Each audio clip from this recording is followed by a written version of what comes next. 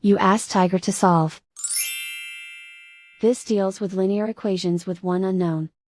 The final result is x equals 104/7. Let's solve it step by step. Swap sides. Isolate the x.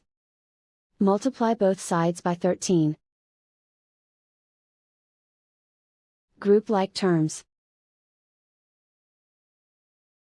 Multiply the coefficients. Simplify the fraction. Multiply the fractions.